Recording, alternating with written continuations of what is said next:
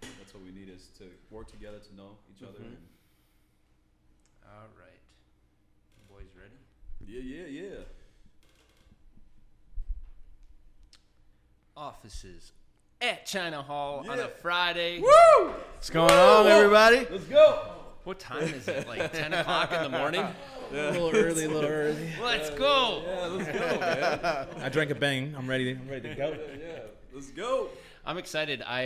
For one, I'm excited because I got the Office of the China Hall podcast actually working last week, or earlier this week we did it, and one of the mics wasn't working, and I didn't realize until after. So like a half an hour leading up to this, I'm like all nervous, trying to get it all working, and like it all has come together. So Beautiful. And then I'm also excited because I feel like this is one of the largest groups we've had up here for the podcast in yeah. a long time. That's Usually awesome. It's three of us, and Yeah. we got a bunch of you here. So We could bring more people, so. let's go. Start calling them out. Come on up. I love it. Let's make our rounds. Let's make our introductions and get to know everybody. All right. So I'm JC and I go by JayMotivates. My name's Aikong See, and I'm the leader of the Project Hope movement. Name is JoJo Wallace at jojo.wallace.3 on Instagram. Holla at me. Momen Ali, founder of Rock City Productions in Rochester. Yeah. So what brings all of you guys together? Like what's, you reached out, you're like, let's do a podcast. Yeah. I had no idea who's Yeah. showing up. And then you're Yeah. like, all right, we got 4 people coming. So did you just reach out to all your boys and be like, hey, I got this podcast. I need some support, or what's Yeah. bringing everybody together? Well, I think the biggest thing is that I feel like the message that we're trying to bring out, and we came together through the Project Hope movement. And the Project Hope movement is really about a collective of people that have different set of gifts and that have a heart for the city and community. And so the first event that we did was the Summer of Hope. And I think that's really the start of what we were doing. And, I got connected with JC through, the past. I got connected with JoJo through fashion. He does fashion. Nice. And then Momen does video. And so I think in this movement, that's really how we all came together. And again, we all have a heart for the city. And so I think, and that's one of the reasons why too, I was just trying to get this exposure out, is that I don't think people know about this movement as much. I think it's kind of starting to get out there, but we really want to share the idea of hope and love to our communities, just because I think we see so many people just really struggling, but they put on a mask, and I think that they hide it well. And so we just want to start off this movement to help that, like to serve, to love, to build relationships and help where we can. So. And let's go way back in the story as to like, where are y'all from? Are y'all from Rochester? Like, where did it start? So I'm originally from the Dominican Republic. And I actually know him because we used to work for the same company. But I've been in this movement on my own for a while, which now that we're coming together, it helps me realize that there is more people actually doing more positive things than I thought.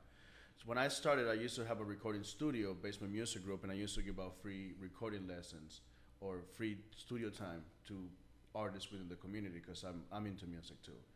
And then I met him at Spectrum, and I started learning about his movement.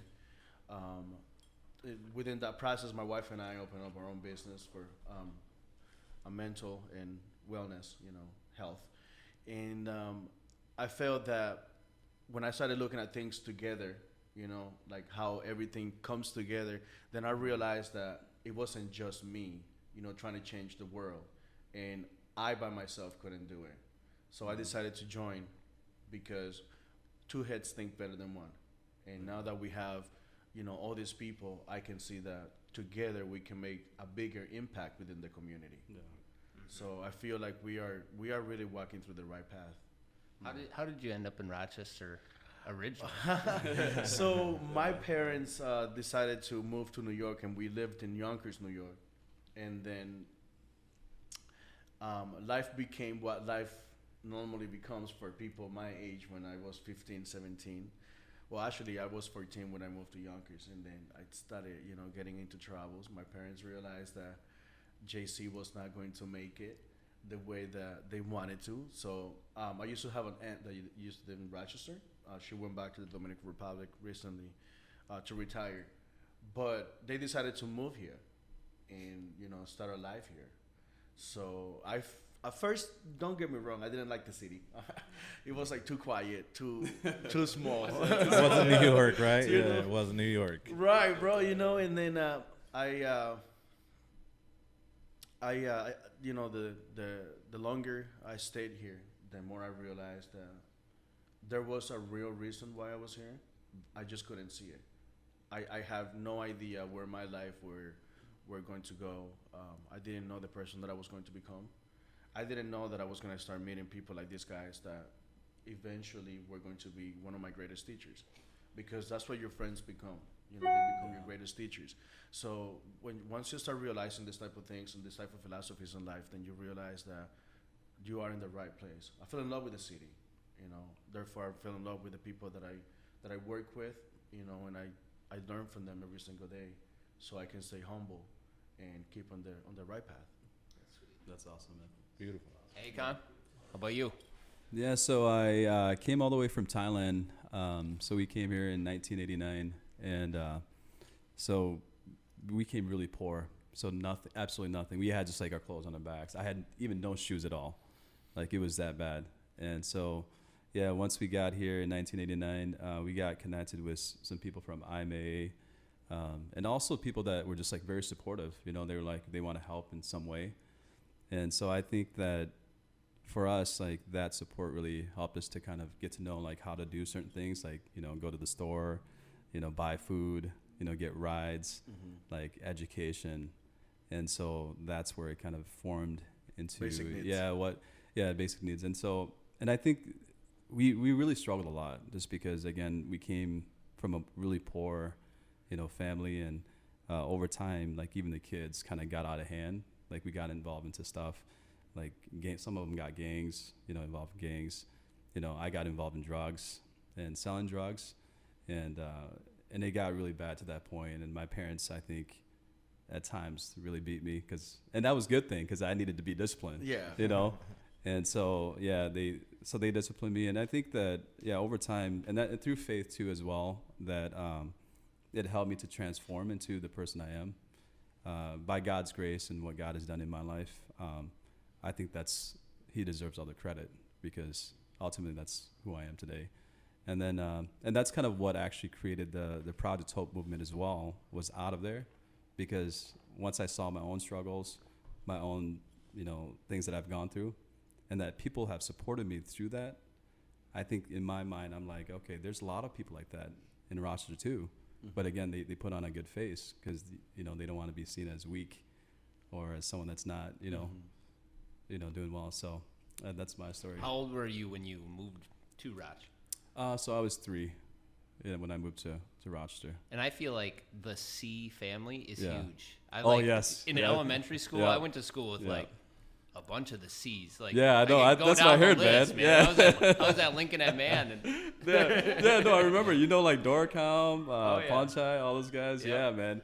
Yeah, like, we have such a big community of C's, and so our culture is very like community oriented. But as over time, and I think it's adjusted to the culture, is that we've kind of broken apart. So everybody's kind of like doing their own thing, like becoming independent, which is a good thing, So, but there is a big like C family in town. It's almost like a dynasty. We could really take over the city if we wanted to. Bucky knows that, So it's awesome. How about yourself? So I'm from Iowa, just a little small town boy. I grew up in foster care, actually. So I moved around a lot, and I guess that kind of translated into my adult life. And so I've lived in Iowa, of course, Missouri, Indiana, Wisconsin, and then finally I landed here. And I feel like this is where I've become the most comfortable. It kind of feels like home. And it's just, I think that Rochester has a lot going on. It's growing so fast, and it's amazing to me. Just working, I'm a server right now, and I also try to do some fashion stuff on the side. But you meet a lot of people in the community who actually do need help. I've bought meals for people, all type of stuff, and it's just I think that me not having a home makes me kind of more community orientated, because I was in so many different families. And I just know, I guess you would say, that there's a lot of people out there who have a lot to give, who don't really have the avenues or the ability or know the people to be able to connect themselves and do more like they really are able to. So I get kind of stuck in bad places. I've also gotten in some trouble, a couple robberies when I was 19, did some time. But I've definitely made my way out of it, and I'm trying to just do beautiful things for the community now. So tell us a little bit about the fashion side of things, because what is that all about? Well, yeah, so you're definitely the most fashionable on the show right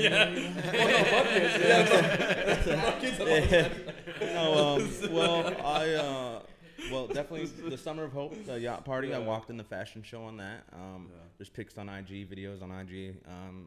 I also had a photo shoot a couple weeks ago. Had my bright red pants on. I just like to be a little bit different. I like to go outside of even the city or wherever else it may be and find different stuff that no one else has, just because I don't know, something about fashion just screams to me. And it's just something that is I'm definitely trying to grow in, and I'm trying to connect with more people who are doing the same thing, I guess you would say. So I think fashion is like really expressive. It really is, and you have kind of your own style. I guess when I was growing up, we didn't really, I never really got the chance to have anything whatsoever. And so now the fact that I work hard and I also make sure that I give back to people. I don't really like to talk about too much, but I take care of my ex's kids. She got kind of bad off into meth and everything else like that. And so I've been taking care of a 14-year-old little boy for the last year. It's kind of, I don't know, he calls me dad. I've been there since he was 4, but he's an amazing kid. Awesome, and then I also helped my stepdaughter go through military school. She just turned 18. Wow. So we're trying to find her an apartment and stuff like that. And so I just wish somebody would have did it for me as a kid, and so I could just kind of, I'm doing it now, So how'd you get introduced to Rochester? Rochester, actually, I came here for a girl.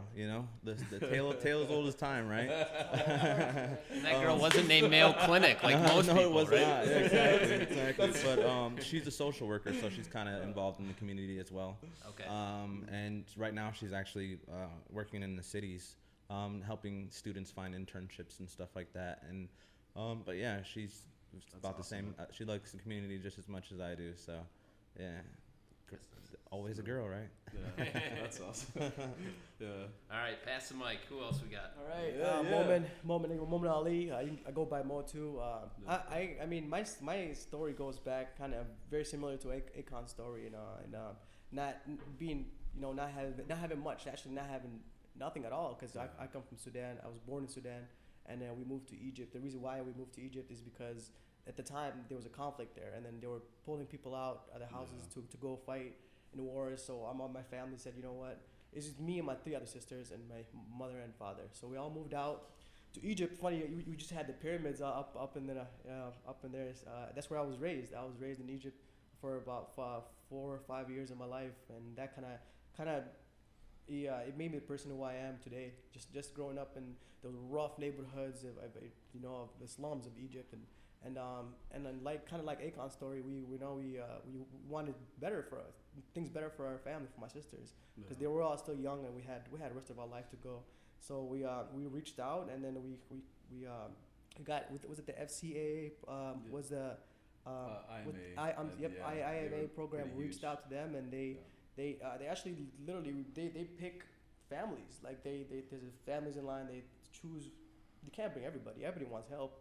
But they can, they can do as much as they can. So we got lucky, man. We got picked, and as a family, and then we came to America in 1999, May 12, 1999.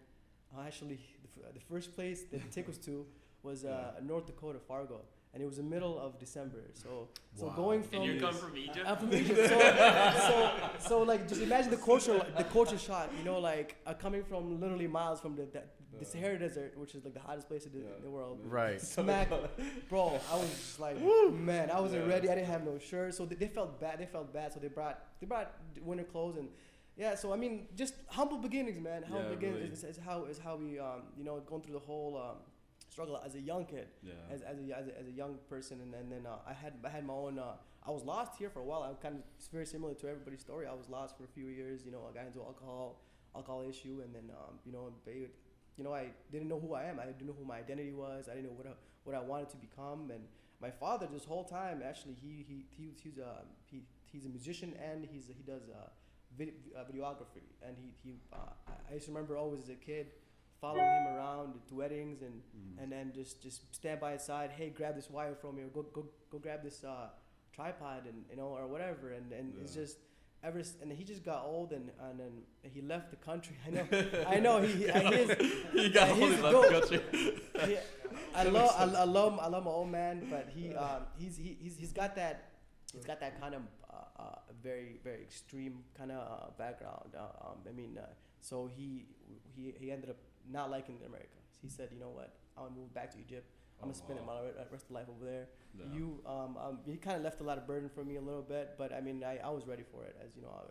I was ready for it, but that's kind of how I little bit about me. How old were you when you came to Rochester? When I came to Rochester, I was about 11 or 12 years old when I came from Rochester, because I only been to North Dakota for a year. We couldn't take it no more. We say, you know what, we gotta get a little bit warmer weather. That's not good. Is it really that much warmer over here, or what? So we started heading the wrong direction. It didn't help a lot, man. I mean, the winters here are still harsh as the ones over there, man. So yeah, that's how I kind of got super into videos and into technology and editing and yeah. What's the name of your company? Rock City Productions. Yep. So it's started about 8 months ago. Actually, just founded 8 months ago, and then it just picked up and it blew up, and then it's just it's everywhere now. Awesome. I'm not just focused on one thing. I'm kind of just doing a lot of small business promotions right now. I'm doing a lot of real estate. I'm doing a lot of music artists here in town. Actually, I'm working with them. Awesome. A lot of hip hop artists, a lot of rock bands here in town.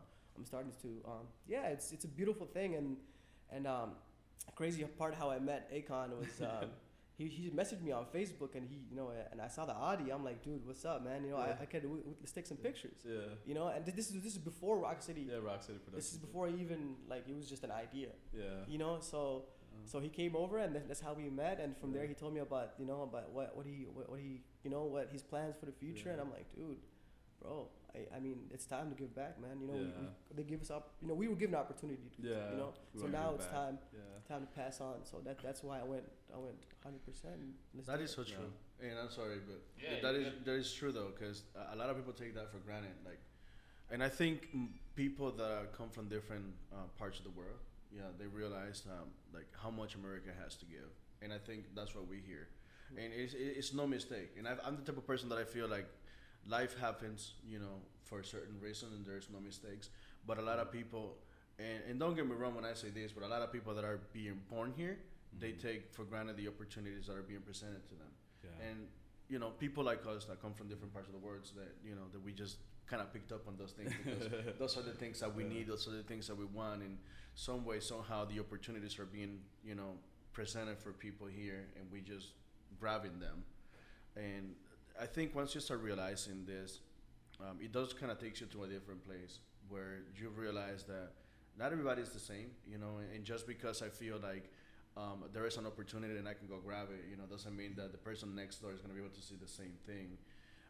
But I feel like this is the reason why we all come together, because we all have something to offer, and we've been able to kind of see where we want to go in life.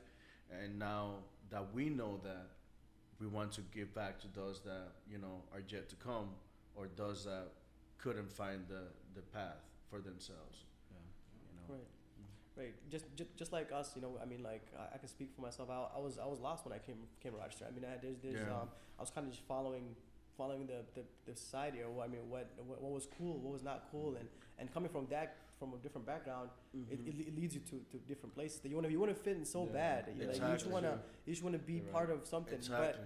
But then along the way you get lost. So we want to set foundations for those teens that are growing up. That's what I'm kind of those years are very crucial, man. It's very very important part of who you are, and just seeing young people like us that actually give hope. Damn, hey, they might, hey, man, I'm put down the drugs or quit the gangs. I think sometimes it's necessary though.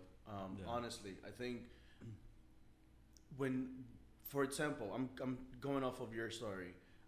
When I came here to Minnesota, I was also the same type of trend though. Like I was, gang banging and, doing things that I shouldn't be doing.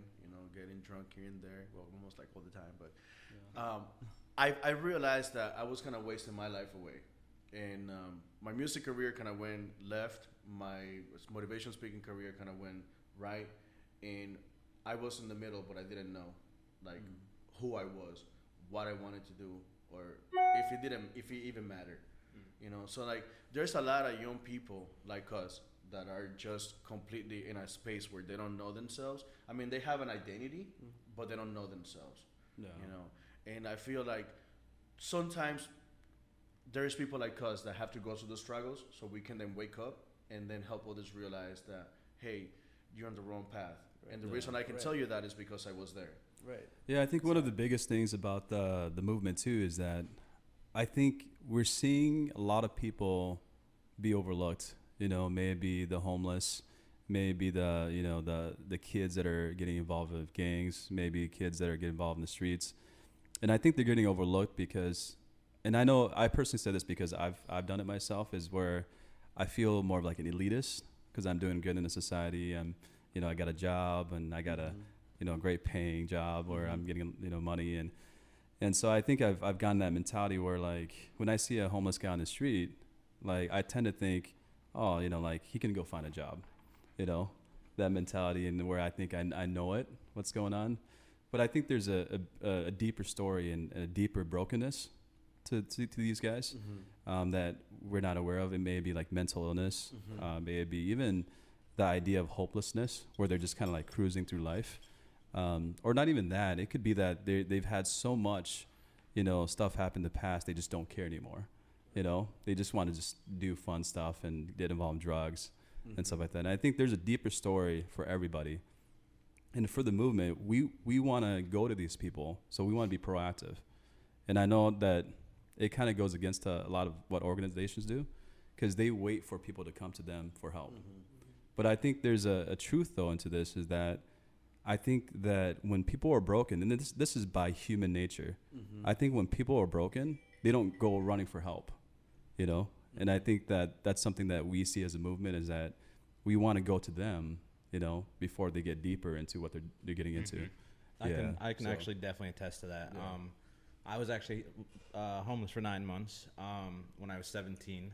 I of course was a little bit more mentally stable than most people. I went and got a job at Jimmy John's and worked my way up to saving money enough to get an apartment. But there was this gentleman, and his name is Tyrell, and his wife wouldn't let him see his kids, and it drove him insane to the point where he didn't want to do anything at all, whatsoever. He would just sit downtown, and you'd see him talking to himself, and I'd always sit down and try to talk to him and tell him that he was worth more and that he could, there was other ways to do things, but the fact that he couldn't see his kids just broke him mentally. And so there are people out there who have just something going on that you may not know, and they're just mentally not capable. And so being able to go out and talk to them and figure out what their problem is, or and then try to figure out a solution to help them, is really what I think is going to be valuable as far as the Project Hope movement,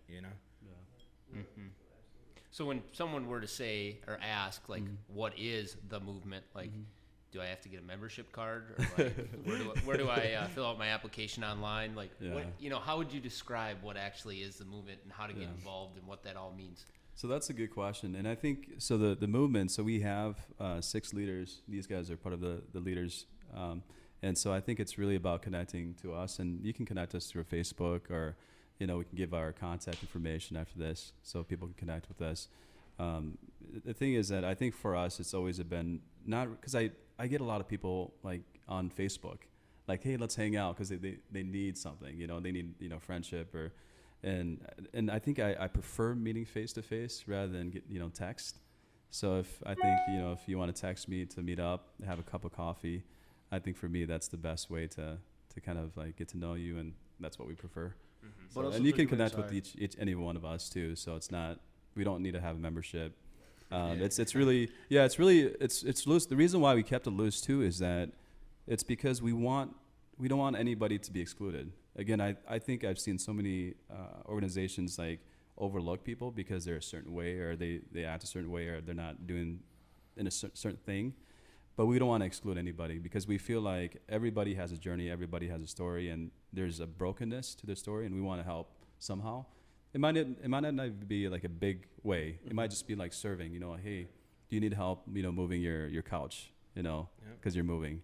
We would love to help. Just to give you some insights to that is coming too, though, because at some point, the bigger that we get, the more centralized we have to be. Yeah. Because that way we can actually start, putting out news for people and give out some insights to the community about the things that we've been doing that people don't know about.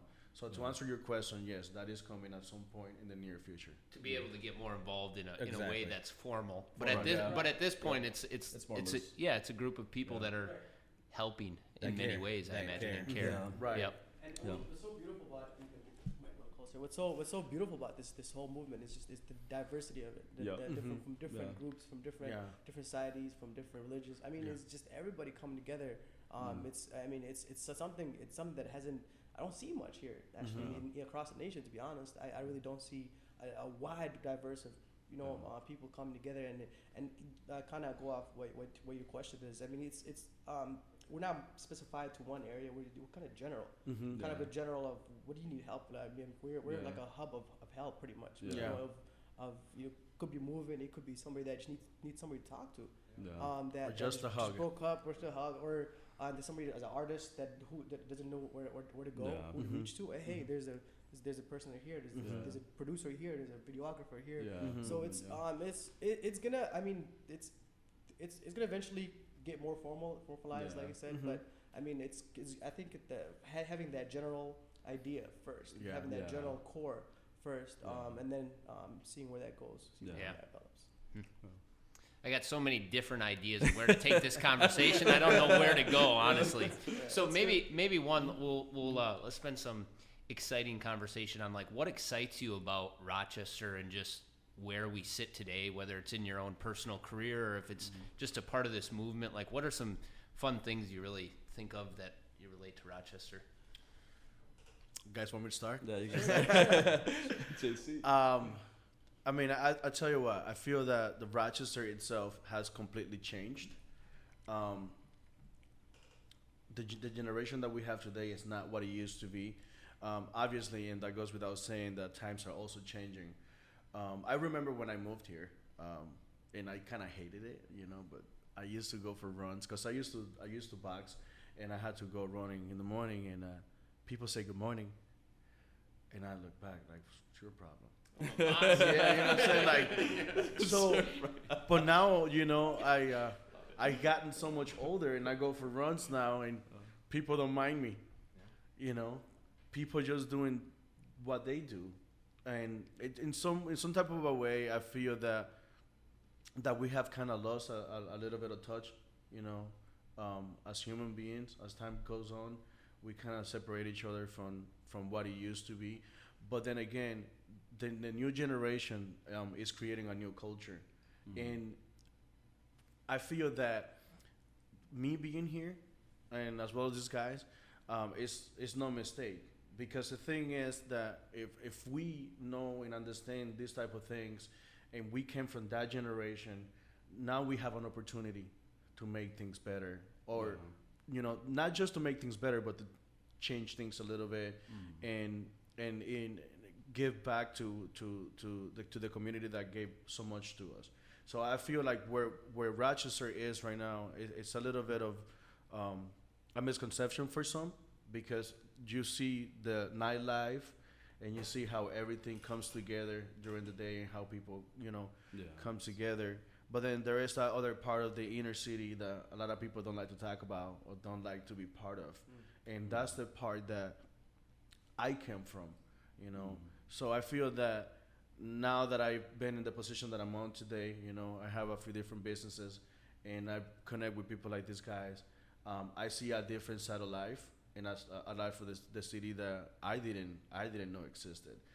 Being here with you today is an honor. Yeah. So it's like, awesome. I never thought that you know, in my personal life, I was going to be able to hit this type of cornerstones and, you know, be able to meet interesting people. So there is a little bit of a, you know, a difference on everything that we perceive, but it's kind of how you want to perceive it and you know, and go after it.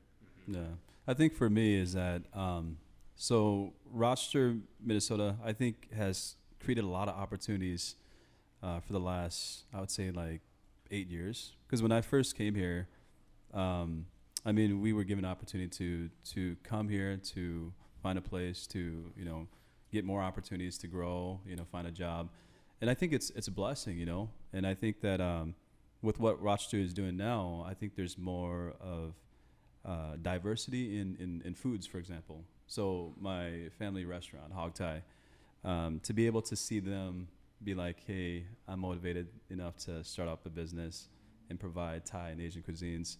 I think this really shows how Rochester is growing. Mm-hmm. You know, it's not just, it used to be a place with burger joints and pizza. Mm-hmm. You know, now it's actually with like Thai food, there's Japanese food, there's Indian food, there's Chinese food. Yeah, Chinese, Chinese food. And so I think just seeing all this, I think it's amazing that I think Rochester's giving so many opportunities now, not only for like people that are coming from hardships, but diversity, like people that are different cultures. How they can express and provide their traditions into the fabric of this culture, you know?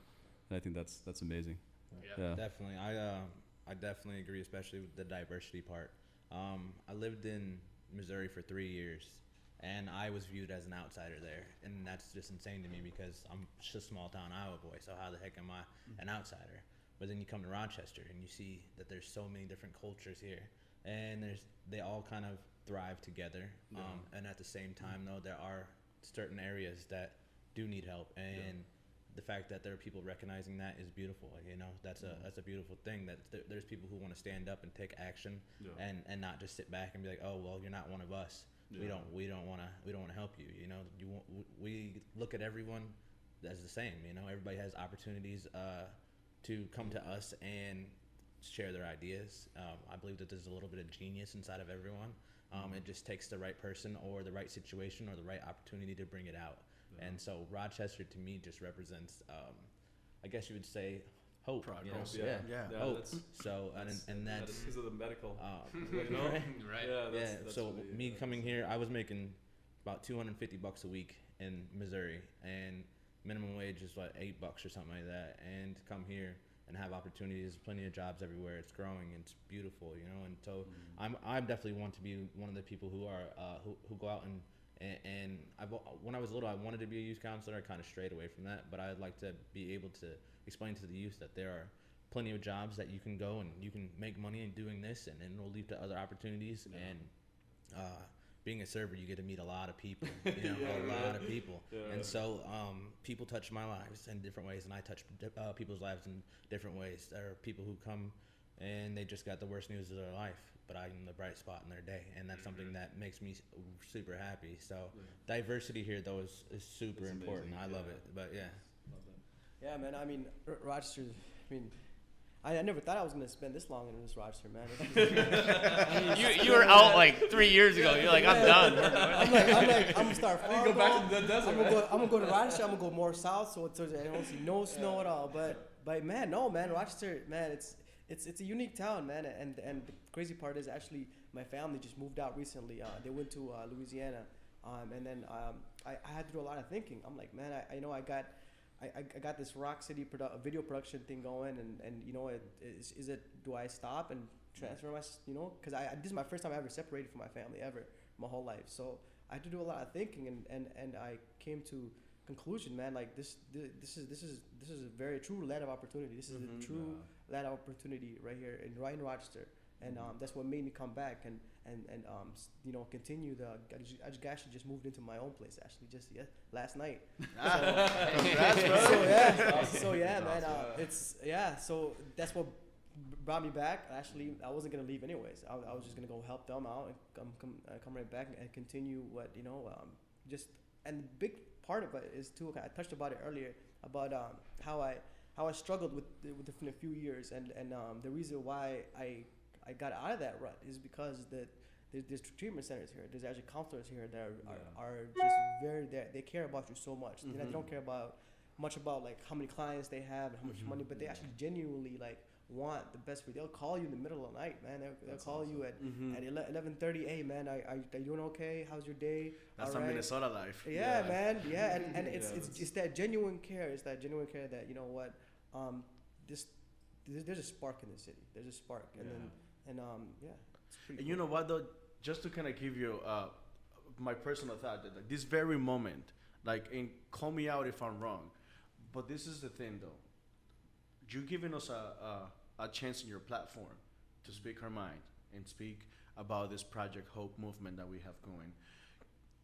A few years ago, this would never be possible, and this is where we're going today. So I started realizing that it's, you know, moments like this and then people like you that we have to start embracing and looking up as, you know, leaders within the community.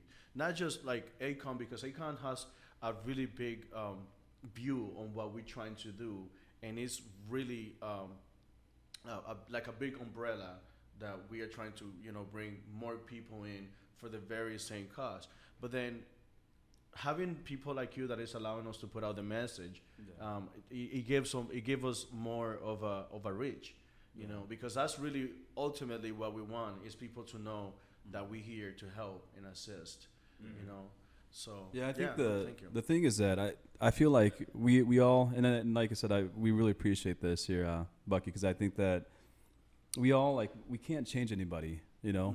But I think that through platforms like podcasting or the news or even the radio, I think you can share ideas that inspire people, and I think that's ultimately what all we can do. And I think that's the whole job with the Hope movement too, is that we really want to provide this idea, and it's not a like unrealistic idea. It's actually a realistic idea, Right. It's ingrained in reality. Because the thing is that if you look at life, you know, like life, there's going to be a lot of stuff happening.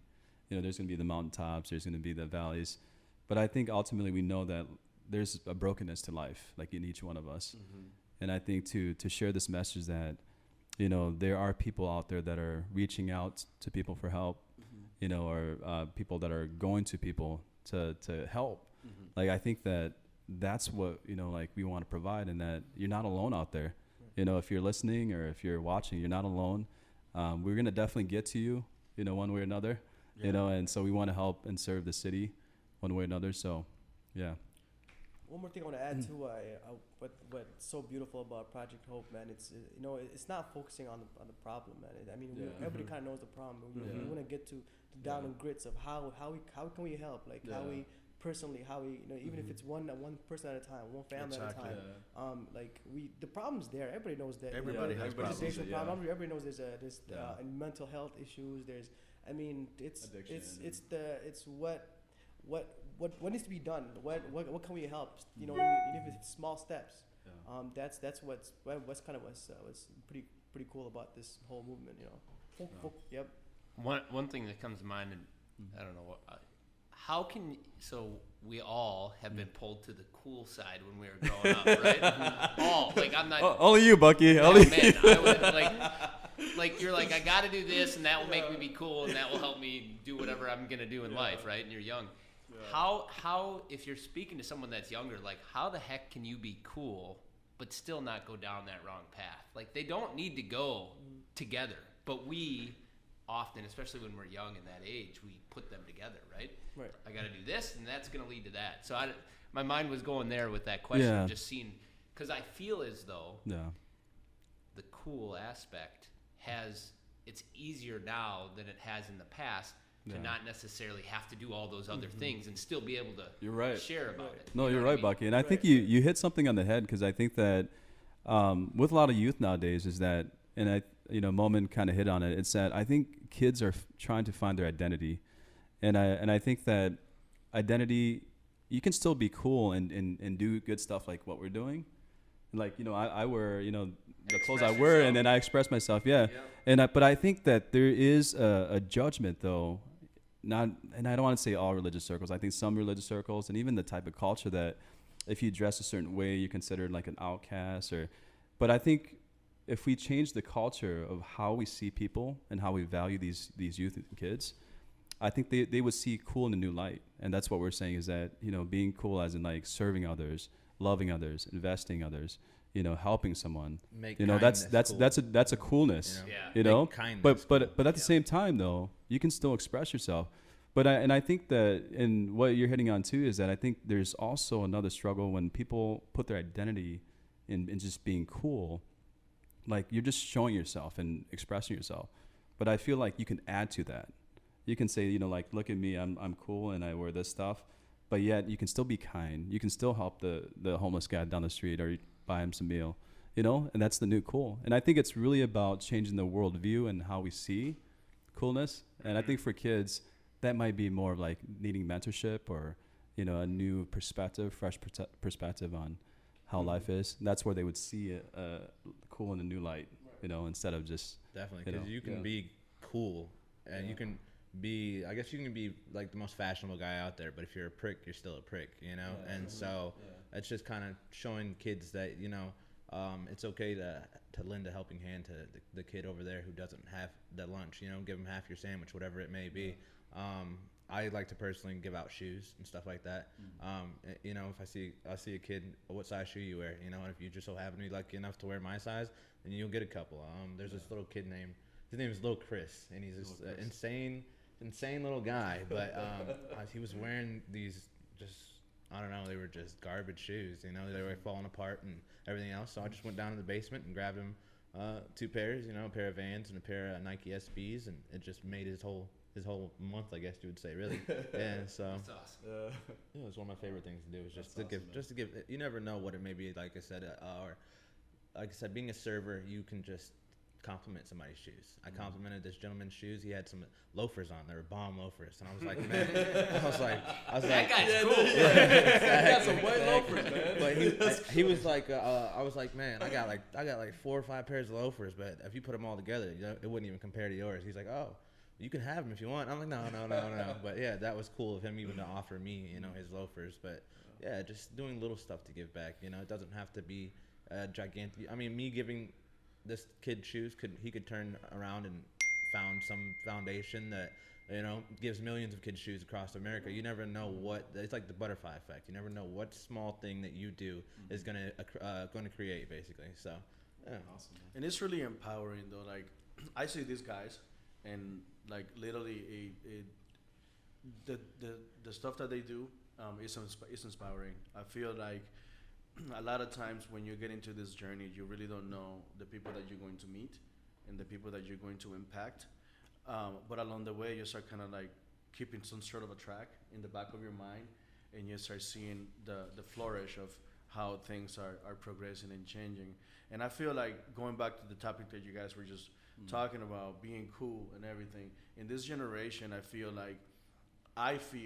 that we need to kind of start looking at things differently, because there's a lot of kids nowadays that they've been able to get, let's just say, popular because of social media, and then that's true. technology Takes has it extreme. Yeah, right, Instagram. you know. Yeah. But the thing is that everybody, not everybody, but a lot of these kids are just taking identities from somebody else. Well, like now they want to be a rapper, or they want to be a football player, or somebody who they probably will never be, you know. And let's just be honest. I mean, I was one of those kids too. But I think, and this goes to parents, you know, when you have kids, because I have kids myself, and I'm starting to see how my kids act the way that I once did, you know. So it's allowing them to be themselves, you know, and allowing them to find, you know, those mistakes that they will learn from, and, you know, support in certain areas, because a lot of times we get busy in life, you know, and therefore we really don't have time to be able to become that parent that you want to become or whatever. But then you also take away some of the beauty of being a kid. And now where we at today, with all this technology and everything, and life being so fast, kids are taking a whole different direction, which it may be good for society, but internally in the long run may not be good for the person at hand, you know. So I feel like, you know, doing the things that we're doing within the community, and actually speaking out about it, one way for us to start transforming this type of lives that are not necessarily going to be a rapper or a football player. You know what I mean? Right. So Mhm. I feel that by me following my true gift, my love for speaking to people and doing what I love to do, I show that side of myself that I feel kids now they can take on and understand that this is not to be cool, but this is because I love doing this. Mhm. Like for example, if I were to follow you Mhm. because of what you do with video, it's not because I want to become like you, because obviously that is your gift. Yeah.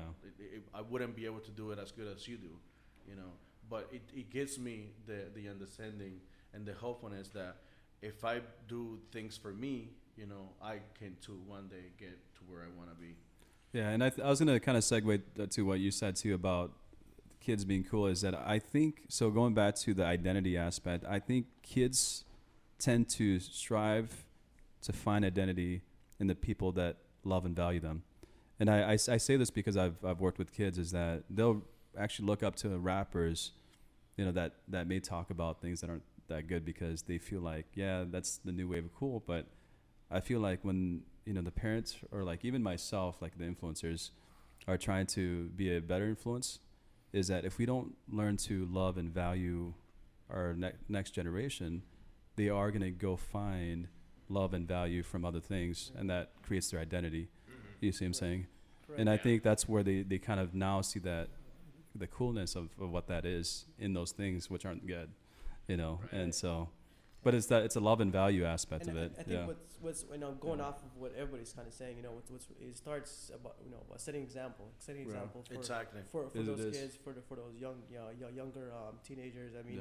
I mean, like giving them hope too, man. Like I mean, Yeah. like coming from like a person that does modeling, the person that's the doctor, a person that sells oils, and then they can all come from not only different backgrounds, but also Yeah. struggle. The kids struggle too, growing up. You know what I mean? Yeah. Or not, and then just setting those examples. So now we have literally like we have to keep each other accountable as leaders now. Mhm. You know what I'm Exactly. saying? So because people watch all the time. Yeah. From all the way from little kids all the way to grown up people, and I think setting example that's where it starts. I mean exactly. So But you did hit it on the head too. I think so. The idea of like love and giving hope, I think that shows them that they're valuable. Especially with people like our generation, where we're trying to help, like people in our community and the youth, is that if we're the ones that don't approach or proactively reach out to them, I think they try to find that love and value from somewhere else where they'll try to draw that influence. right. And so I think, that's why like when I first started up the Project Hope movement, I knew there's going to be a bigger responsibility, just because not only am I helping to lead these guys, but also a whole bunch of other people in the community as well as youth, because they're looking out and up to us and saying, hey, like kindness is cool again. Wow. Like these guys are like, they got tats and, some of them are wearing gold and earrings and like, but yet they're still humble human beings that are loving on people and that are wanting to see people do well in life. And I think that's really going to reshape the culture and have these youth be like, oh, wow, Yeah. I want to do that too now, Right. I think And we so, also yeah. here to kind of change Yeah. the perception of how people look at us, because like you said, a few years ago, you might see somebody like Aikong, with all kinds of tattoos, you know what I mean? And you'll be like, oh, I don't know about this guy, Yeah. you know what I mean? I'm gonna walk over here. You know what I mean? The Yakuza, right? but then you only see the outside of this person, you know what I'm saying? And you don't understand like, hey, this guy is actually a community leader, This is really like how he represents himself, this is the art that he carries with him, and I think it's just, again, going back to being to showing your true self and your true identity to anybody and everybody is how you can start shaping the way that the people see, who you are, because the moment that you start trying to be somebody else, No. It just doesn't work out. Like you find out that it can be a little bit too much. Like It's like you know, it's like how long can you hold that character? Exactly. Until it falls apart. Exactly. And when it falls apart, who else? What other character? you wanna hold? Exactly. It goes back to finding your identity and helping guide, because you can't pull somebody's arm. He's gonna have want to change or want to be helped. So just paving the path, man. Trying to at least. Yeah, that's huge. Well, gentlemen, we made it. We tried to get to the 40-minute mark. We're at the 50. We killed it. Man, time flew by so fast. Dude. Isn't that funny?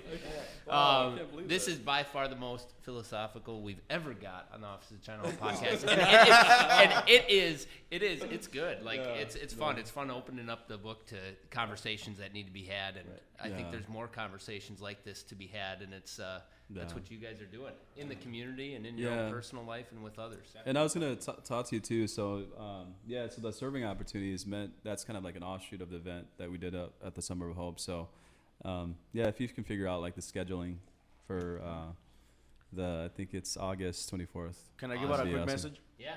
So for anybody out there that is actually watching, like you guys already know that we are doing this movement, but I personally would like to invite anybody that is dealing with mental health issues or any type of physical illness to go down Decatur, inside Decatur. That's where my shop is, in Toils, and to speak with us. And if there's any way that we can assist you guys or put you in the right direction, we are definitely here to help. And anything that we can do to assist with the illness, we're here to help you. That's awesome. One other, if I know that addiction and it deals with mental health as well. Mm-hmm. But if anybody is struggling with addiction, any kind of it doesn't matter from alcohol to meth, it doesn't matter. Everybody needs somebody that's been there that to help them keep the hope going. And if you need any assistance, any help, my name is it's right on there, Momen Ali, Facebook, and my phone number is right on there too. So I'll be more than happy to reach out and help for sure. Yeah, definitely. Each and one of us. Yeah, and I was gonna say too. So if anybody is struggling through like homelessness or poor or being underprivileged, you can connect with me. I have a lot of resources I can connect you to. Even provide you free meals. So there's a lot of things that I can provide for those guys. Even provide a place to stay. So I have my place that we have a couple rooms that's open. So yeah, we're willing to help out anybody and anyone we can. So There you go. Yeah. Office of China Hall on a Friday. It's been fun. Yeah, Thank you yeah. guys. Yeah. We'll see you next time. So that was live, right? That was live the whole